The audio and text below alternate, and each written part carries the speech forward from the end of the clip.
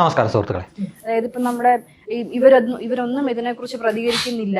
ഞാൻ അങ്ങനെ കുറച്ച് കണ്ടു. ഇത് ചിലപ്പോൾ നമ്മൾ വളരെ സീനിയേഴ്സ് ആയിട്ടുള്ള ആർട്ടിസ്റ്റുകൾ അല്ലെങ്കിൽ സെലിബ്രിറ്റീസ് അവർ പ്രതികരിച്ചില്ല എന്ന് പറഞ്ഞിട്ട് വേറൊരു വിഭാഗം അവരെ ഇതാക്കുന്നു. അല്ലെങ്കിൽ ആരെങ്കിലും ഇപ്പൊ നടക്കുന്ന ഇഷ്യൂസിനെ കുറിച്ച് അവർക്ക് തോന്നി അവര് എന്തെങ്കിലും പോസ്റ്റ് ചെയ്യുകയാണെങ്കിൽ അപ്പൊ ഇതിനു മുമ്പ് നടന്നതിനൊന്നും നിങ്ങൾ പ്രതികരിച്ച് കണ്ടിട്ടില്ല, അപ്പൊ ഇതൊരു അജണ്ടയാണ്, അപ്പൊ നിങ്ങൾ ഇപ്പൊ പ്രതികരിക്കുന്നത് ഒരു അജണ്ടയാണ്, അങ്ങനെ പറഞ്ഞ് അതിനെ താറടിക്കുന്നവരെ നമ്മൾ സോഷ്യൽ മീഡിയയിൽ വരുന്ന എല്ലാ കാര്യങ്ങളും നമ്മൾ അങ്ങനെ ഗവനിക്കേണ്ട കാര്യമൊന്നുമില്ല കേട്ടോ. അങ്ങനെ ആൾക്കാർ ബഹളം വെച്ചോണ്ടിരിക്കും. ബഹളം വെക്കുമ്പോൾ നമ്മളെ നമ്മുടെ ബുദ്ധിക്കും യുക്തിക്കും അനുസരിച്ച് കാര്യങ്ങൾ ചെയ്താൽ മതി.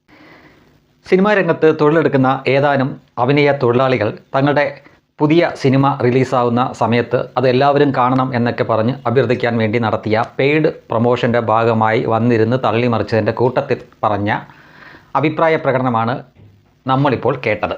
തീർച്ചയായിട്ടും ഇന്ത്യ ജനാധിപത്യ രാജ്യമാണ്, അവിടെ അഭിപ്രായ സ്വാതന്ത്ര്യമൊക്കെ ഉണ്ട്. അതിനാൽ ഈ രാജ്യത്ത് നടക്കുന്ന എല്ലാ കാര്യത്തിനും പ്രതികരിക്കേണ്ടതില്ല എന്നാണ് ഒരു അഭിനയ തൊഴിലാളി പറഞ്ഞത്. ശരിയാണ്, അവരെ ചിലരൊക്കെ വിമർശിക്കുന്നുണ്ട്. കേരളത്തിൽ നടക്കുന്നത് നിങ്ങൾ കാണില്ല, എന്നാൽ ഡൽഹിയിലെ കാര്യത്തിൽ വിമർശിക്കുമെന്നൊക്കെ പറഞ്ഞിട്ടാണ്. ഇപ്പോൾ ഈ പാറ്റ സമരത്തിനൊക്കെ ചില അഭിനയ തൊഴിലാളികൾ പിന്തുണച്ചപ്പോൾ വ്യാപകമായ രീതിയിൽ വിമർശനമുണ്ടായിരുന്നു. ഇവിടുത്തെ PSC തട്ടിപ്പ് കാണുന്നില്ല എന്നൊക്കെ ചോദിച്ചു. അപ്പോൾ അവരുടെ നിലപാട് അവർ പ്രഖ്യാപിച്ചു കഴിഞ്ഞു. എല്ലാ കാര്യത്തിലും പ്രതികരിക്കാൻ ഞങ്ങൾക്ക് സൗകര്യമില്ല, ഞങ്ങൾക്ക് സൗകര്യമുള്ള കാര്യത്തിന് മാത്രമേ ഞങ്ങൾ പ്രതികരിക്കൂ എന്നാണ് ഒരു അഭിനയ തൊഴിലാളി പറയുന്നത്.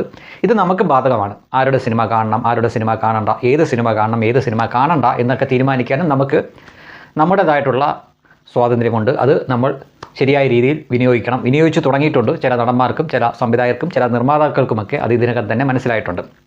ഇവർ വന്ന് പെയ്ഡ് പ്രൊമോഷൻ നടത്തുമ്പോൾ സൗകര്യമുള്ളവർ മാത്രം ഞങ്ങളുടെ സിനിമ കണ്ടാൽ മതി എന്നല്ല അവർ പറയാറ്, എല്ലാവരും ഈ സിനിമ കാണണമെന്നാണ്. പക്ഷേ ആ എല്ലാവരുടെയും കൂട്ടത്തിൽ ചിലരെ അങ്ങ് ഒഴിവാക്കുന്നത് നന്നായിരിക്കും. കാരണം ഞങ്ങൾക്ക് സൗകര്യമുള്ളവർ സിനിമ മാത്രമേ ഞങ്ങളും കാണുകയുള്ളൂ എന്ന് ഇവിടുത്തെ പ്രേക്ഷകർ തീരുമാനിച്ചാൽ നിങ്ങളൊക്കെ ചൊറിയും കുത്തി വീട്ടിലിരിക്കും. ഒരു സിനിമ അഭിനേതാവ് അഥവാ ഒരു സിനിമാ തൊഴിലാളി, നടൻ എന്നൊക്കെ ഈ ഓമനപ്പേരിട്ട് വിളിക്കും, സ്റ്റാർസ്, സെലിബ്രിറ്റീസ് എന്നൊക്കെയാണ് മാപ്രകൾ ഇവരെ വിശേഷിപ്പിക്കുന്നത്. 2-3 സിനിമയിൽ അറ്റവും മൂലവും ഒക്കെ അഭിനയിച്ച് 1-2 സീരിയലിലൊക്കെ അഭിനയിച്ചാൽ പിന്നെ സെലിബ്രിറ്റീസാണ് എല്ലാവർക്കും. കാരണം മാപ്രകൾക്ക് അതുകൊണ്ട് നേട്ടമുണ്ട്. ഇതുപോലെ പെയ്ഡ് പ്രൊമോഷനൊക്കെ വേണ്ടി വരുമ്പോൾ മാപ്രകൾക്ക് കാശ് കൊടുക്കും. കാശ് കിട്ടാതെ അവർ ചെയ്യാറില്ല. അപ്പോൾ അവർക്കും നേട്ടമുണ്ട്. ഒരു മാപ്രകളും ഈ അഭിനയ തൊഴിലാളികളും തമ്മിലുള്ള ഒരു കൂട്ടുകെട്ടിൻ്റെ ഭാഗമായിട്ടാണ്. ആയിക്കോട്ടെ, കുഴപ്പമൊന്നുമില്ല. അവർ വിശേഷിപ്പിക്കാതിരിക്കുകയോ ചെയ്തോട്ടെ, സ്റ്റാർ എന്നോ സെലിബ്രിറ്റീസ് എന്നോ. നമ്മളങ്ങനെയല്ല കാണേണ്ടത്. അതൊരു തൊഴിലാണ്.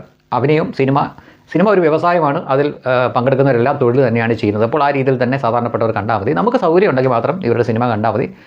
കാണണമെന്ന് തന്നെ നിർബന്ധമൊന്നുമില്ല.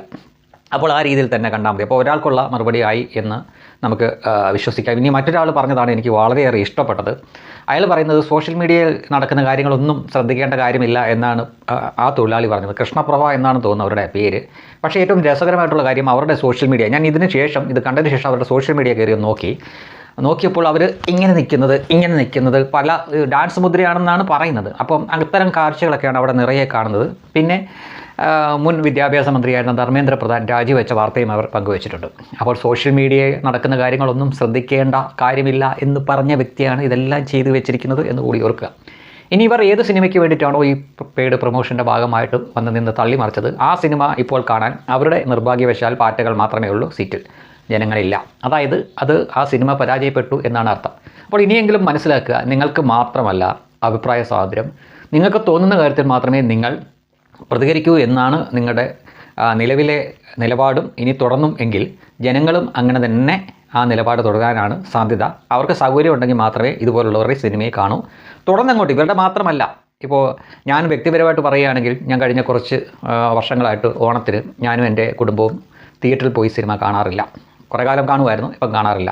അത് ഈ തിയേറ്ററിലെ ടിക്കറ്റിൻ്റെ ചാർജ് കൂടിയതുകൊണ്ട് മാത്രമല്ല. പക്ഷേ ആ സമയത്ത് എൻ്റെ കുടുംബം അല്ലെങ്കിൽ ആ നാട്ടിലെ കുറേ അയൽപക്കക്കാരെയെല്ലാം കൂടെ ചേർത്തുകൊണ്ട് ഞങ്ങൾ ചെറിയ രീതിയിൽ പിരിവിട്ടിട്ട് ഒരു മൈക്ക് സെറ്റുമൊക്കെ വാങ്ങി ഒരു 3-4 ദിവസം എല്ലാവരും കൂടി ഓണം അങ്ങ് ആഘോഷിക്കുകയാണ്. അപ്പോൾ നമ്മൾ പണ്ട് കേട്ടിട്ടുണ്ടായിരുന്ന, ഞാൻ അതിലൊക്കെ പങ്കുകൊടുത്തിട്ടുണ്ട്. ഒരു 10-15 വർഷം മുമ്പ് എൻ്റെ നാട്ടിൽ ക്ലബ്ബും മറ്റുമൊക്കെ ഉണ്ടായിരുന്നു. അപ്പോൾ സ്ഥിരമായിട്ടുണ്ടായിരുന്നു തുമ്പി തുള്ളലും കുടംതല്ലി പൊട്ടിക്കലും വടംവലിയും അതുപോലുള്ള ഒരുപാട് കുട്ടികൾക്കുള്ള കളികളൊക്കെ. അപ്പോൾ അതിലൊക്കെ ഭാഗമായിട്ട് ഇരുന്നിട്ടുള്ള ആളായിരുന്നു. പിന്നെ ഒരു വലിയ ഇടവേള വന്നു.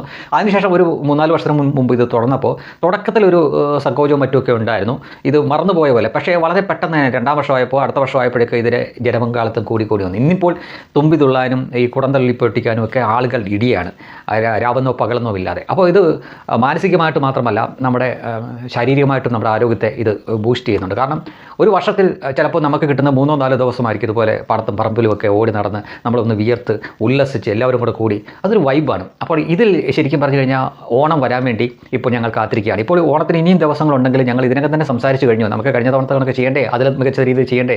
അപ്പോൾ തുടക്ക സമയത്ത് ഒരു വീട്ടുകാർ 500 രൂപയൊക്കെ വെച്ചിട്ടാണ് അത് പിരിവ്, അത് ഇഷ്ടമുള്ള തന്നാൽ മതി എന്ന് പറയുമ്പോഴും ചിലർ കൂടുതൽ തരും. പക്ഷേ ഇത്തവണ നമുക്ക് വലിയ രീതിയിൽ ചെയ്യണം എന്ന് പറഞ്ഞിട്ടാണ് ആളുകൾ നിൽക്കുന്നത്. അപ്പം ഞാൻ കുറച്ച് വർഷങ്ങളായിട്ട് ഈ തിയേറ്ററിൽ പോയി സിനിമ കാണുന്ന പരിപാടിയൊക്കെ നിർത്തി. 4 അംഗങ്ങളുള്ള ഒരു കുടുംബമാണെങ്കിൽ തിയേറ്ററിൽ പോയി സിനിമ കണ്ടിട്ട് തിരിച്ച് വരണമെങ്കിൽ ഏറ്റവും കുറഞ്ഞത് 1000 രൂപ പോക്കാണ്. പക്ഷേ അത്രയും പോലും നമുക്ക് ചിലവില്ലാതെ 2-3 ദിവസം സുഖമായിട്ട് ശരീരത്തിനും മനസ്സിനും ഒക്കെ ഉല്ലസിക്കാൻ പറ്റുന്നതാണ് നമ്മുടെ ചുറ്റുവട്ടത്ത് തന്നെയുള്ള ആളുകളുമായിട്ട് കൂടി ആ രീതിയിലേക്ക് പോയി. TV പോലും വെക്കാറില്ല. കഴിഞ്ഞ 3-4 ഓണമായിട്ട് TV പോലും വെക്കാറില്ല. പകരം ഇതാണ്, രാവിലത്തെ ഭക്ഷണം കഴിച്ചതിന് ശേഷം കുറച്ച് നേരം കഴിയും, അതിനുശേഷം ഉച്ചയ്ക്ക് ഭക്ഷണം കഴിക്കുന്നു, വീണ്ടും പിന്നെ രാത്രി 1 മണിയൊക്കെ ആയിട്ടും നിർത്താൻ മടിച്ചിങ്ങനെ നിൽക്കുകയാണ് ആളുകൾ. ആദ്യം അങ്ങനെ ആയിരുന്നില്ല. ഇപ്പോൾ അത് വളരെ രസകരമാണ്, മാനസികവും ശാരീരികവുമായിട്ടുള്ള ഉല്ലാസമാണ്. ഞാൻ പറയുന്നത് സൗകര്യമുള്ള ഇടത്തെല്ലാം ആളുകൾ ആ കൂട്ടായ്മയിലേക്ക് വരികയും നമ്മൾക്ക് മൺമറഞ്ഞ് പോയിക്കൊണ്ടിരുന്ന ഇപ്പോഴത്തെ ജൻസി പിള്ളേർക്കൊന്നും അറിയില്ല ഇതെന്താണ് ഈ കളി, ഈ കലാരൂപം എന്നൊക്കെ. തുമ്പിതുള്ളൽ എന്നൊക്കെ പറഞ്ഞു കഴിഞ്ഞാൽ പലർക്കും അറിയില്ല. തല്ലി പൊട്ടിക്കുന്ന ഒരുപക്ഷെ ചില സിനിമയിലൊക്കെ കണ്ടു കാണും. അതേപോലെ തന്നെ പല ഇതുണ്ട്, ഈ കയ്യിലൂടെ ഇങ്ങനെ മാണിക്കച്ച് അറുകൈ എന്തോ അതിനൊരു പ്രത്യേക പാട്ടൊക്കെയാണ്. ഞാനും ആ പാട്ടിൻ്റെ കൂടെ കൂടാറുണ്ട്, പക്ഷേ എനിക്ക് വരികളൊന്നും അത്ര ഇതില്ല. അപ്പോൾ അങ്ങനെയുള്ള രസകരമായിട്ടുള്ള കുറേ കളികളും മറ്റുമൊക്കെ ഉണ്ട്. ഇത്തവണയും എൻ്റെ ഓണം, എൻ്റെ കുടുംബത്തിൻ്റെ ഓണം അങ്ങനെ തന്നെയായിരിക്കും. അത് മഴയും കാറ്റും ഒന്നും ഇല്ല എങ്കിൽ ഇത്തവണയും നമ്മൾ നടത്തും. അതിൻ്റെ ദൃശ്യങ്ങളും മറ്റും ഞാൻ തീർച്ചയായിട്ടും നിങ്ങളെ കാണിച്ചിരിക്കും. അപ്പോൾ സിനിമാ തൊഴിലാളികൾ അവരുടെ തൊഴിലെടുക്കട്ടെ, നമുക്ക് നമ്മുടേതായിട്ടുള്ള കാര്യമായിട്ട് മുന്നോട്ട് പോകാം. അഭിപ്രായ സ്വാതന്ത്ര്യം എന്നത് ഇരുമ്പുലക്കയല്ല, അത് മാത്രമല്ല അത് വൺ വേ ട്രാഫിക്കുമല്ല എന്ന് എല്ലാവരും ഓർക്കണം.